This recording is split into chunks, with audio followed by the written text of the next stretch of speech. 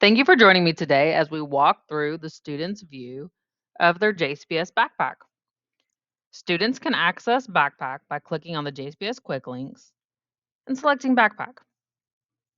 They can also log into Backpack from any device by typing in jcps.me/backpack into the address bar and hitting enter. After clicking on Login with Google, the student will enter their full email address, hit Next, and they will be redirected to Rapid Identity. Every JCPS student is required to go through an authentication process using Rapid Identity. To do this, students need to input their complete email address and click Go. It is crucial to ensure the accuracy of the email address, as students might occasionally substitute a comma for a period, and some email addresses may include a number at the end, while others do not. All student email addresses will end with the @ symbol, STU, period Jefferson, period KY schools, period US. Early childhood through third grade students will authenticate in Rapid Identity by selecting their 3 pictographs. If your student does not remember their pictographs, please contact the teacher to have them reset. After the student logs in, they will come to their student backpack dashboard. This is where they can navigate to their artifacts and their showcases. The student will click on the tile to view their artifacts.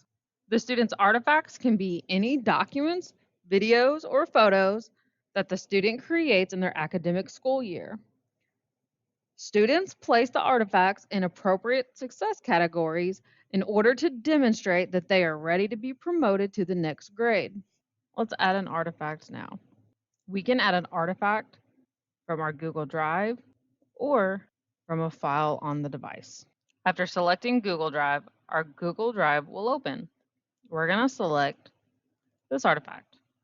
After the student clicks on their artifact, it will take a moment to load, and then they will need to select the correct skill or skills to go with that artifact. You can select more than one skill.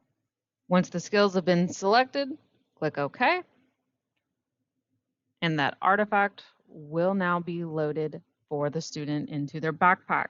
This is where the student will describe the learning experiences that led to this artifact, or why they chose this artifact. They can select the skill and then write a little bit about it. If they want to rename it, they can do so here. If the student changes their mind on the artifact, they can remove it. You will also see that the artifact is now listed under each skill. If the student needs to view previous school years, they can change from one year to another. You can view this and other backpack resources at jcps.me/TLC and on our JCPS Digital Learning channel.